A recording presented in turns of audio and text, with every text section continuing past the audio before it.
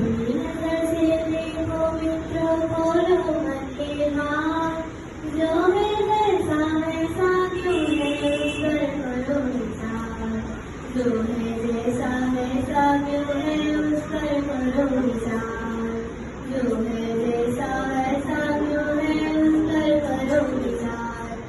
आस पास की दुनिया कितनी ऊपर चलती है, इसके कहने पर ये पृथ्वी घूमती रहती है।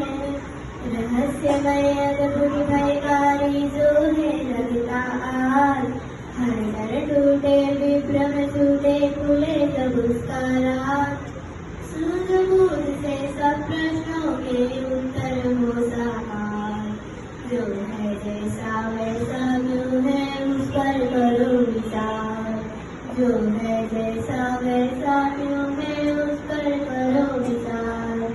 बहता पानी कैसे उठकर बादल बन जाए, छोटे बीजों में से कैसे फसलें लहराए। सारा खाकर गोबर बनता गोबर का फिर खाद, जब मिट्टी में खाद मिले तो खिले फसल का स्वाद।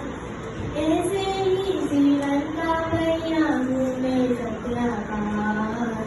जो है जैसा वैसा क्यों है, उस पर करो विचार। जो है जैसा वैसा क्यों है, उस पर करो विचार। सूक्ष्म जीव हो या सागर की महाकाय सीधे, परमाणु हो ब्लैक होल हो या लहरों का घेर। जिज्ञासा की डोर बांध कर जब हम कूद पड़े, प्रज्ञा के ये पंख खोल कर सच की ओर बढ़े।